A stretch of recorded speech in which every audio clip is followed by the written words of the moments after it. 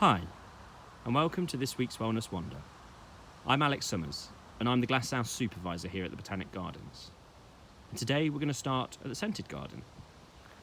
If I just turn to my left, you can see the flower heads and the fruits that are just developing on Sweet Cicely, a fantastic herb of dry shade.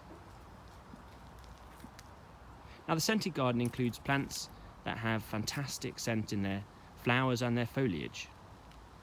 As we round this corner, you can see why I chose to start up here today. The main thoroughfare is flagged by this fantastic bed filled with allium purple sensation, and the spherical heads repeated in the domes of Santolina and Helichrysum metallicum.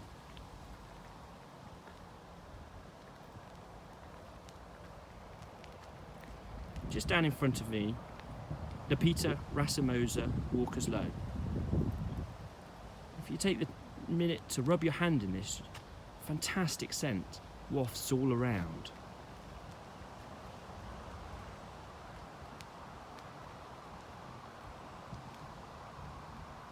One of my favourites in this whole area, the deep purple flowers of Iris sable, which come with a fantastic scent as well.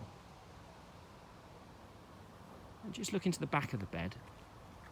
Sweet Rocket, Hesperus matronalis, a biennial that flowers 2 years after it's been sown.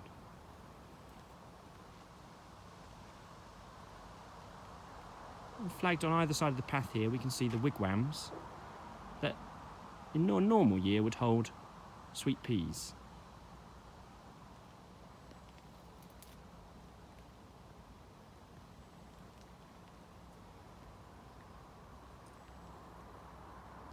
The Mexican orange blossom is just about going over. And just to the left of it, fantastic Salvia candelabrum. Large blue flowers.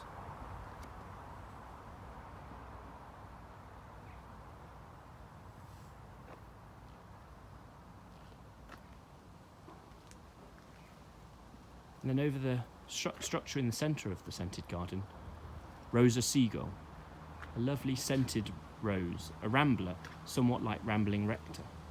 Look at all those flower buds, all that promise of flower to come.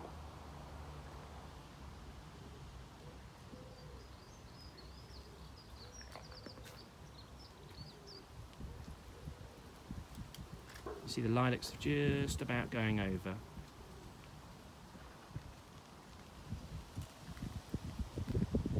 On my right, the honey spurge, Euphorbia mellifera, real lime green foliage, a lovely honey scent from its flowers, just a little bit earlier in the season.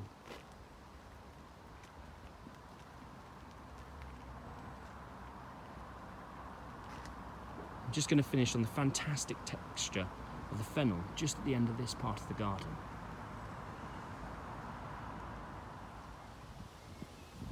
And from the Scented Garden, I moved to the Chron bed. I thought I'd take this opportunity to take a trip back in time and explore some of the stuff that's looking fantastic in this area at the moment.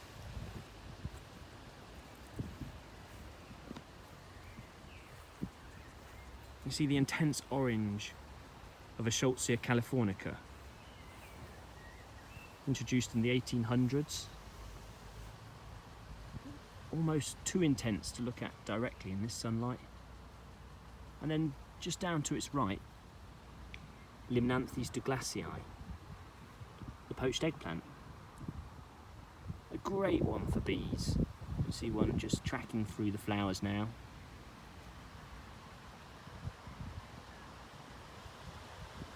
These two were introduced by David Douglas, who came to a rather unfortunate end, allegedly, in a bull pit in Hawaii.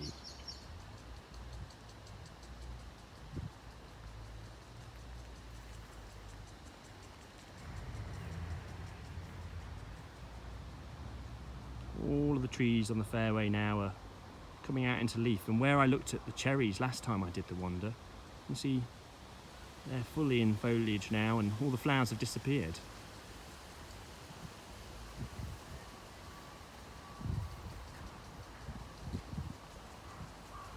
fantastic grey foliage of Stachys byzantina, lamb's ears.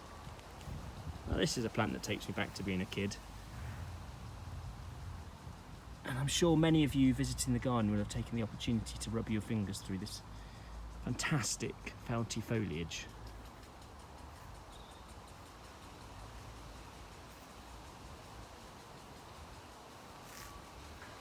See the light blue flowers there of perennial flax, Linum perenne. A plant that I'm sure you'll have seen on your exercise right through the countryside of Cambridgeshire.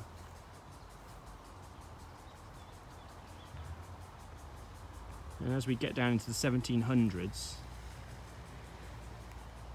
the early 1700s, see Melianthus major, something I'm a little bit more familiar with in the bays. Lovely grey foliage.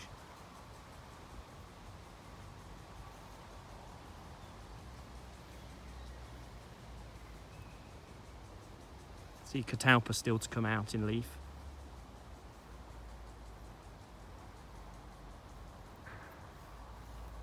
And the intense blue purple of Echium plantagineum,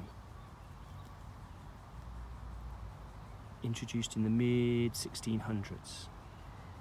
Another fantastic bee plant. And if we look up from that, just there in the distance we can see the lime yellow green of Smyrnium perfoliatum, another introduction from the southern Mediterranean, adding to the fantastic tapestry of wildflower in the fairway.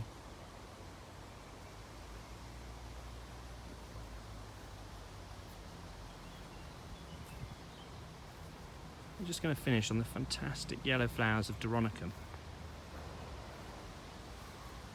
covered in insects. And so I thought I'd finish my wellness wander in the new Pinetum, arguably one of the less explored areas of the Botanic Garden. And just in front of me is the rising path, which looks out onto the systematic beds. We just look across there now, you see some of the fantastic pines and firs in this area, including just in the centre, the rising path there, Pinus strobus, the white pine. And then just to the side of me here, a young tree, part of the successional planting in the garden, Pinus taiwanensis. And you can see the young shoots, or candles as they're known in pines.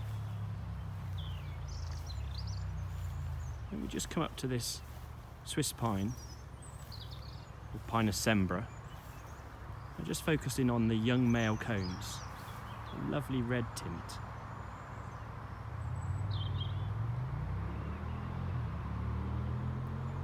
And out to my side is this grand old fir.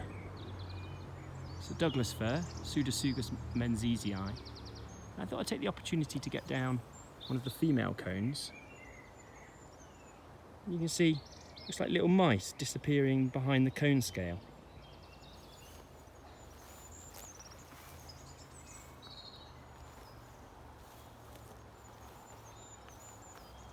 See the larches in the background there.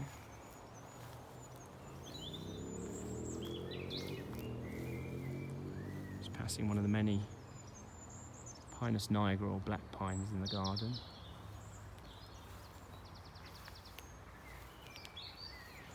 And so I thought I'd finish my wellness wander with one of my favourite vistas. Just looking out to the massive Sequoiadendron giganteum in the distance there, or one of the giant redwoods. In fact, the seed that brought these trees to this garden was from the original collection of this tree from California. So thank you for joining me for this wellness wander, and I hope you keep safe and join us next week for another in this series.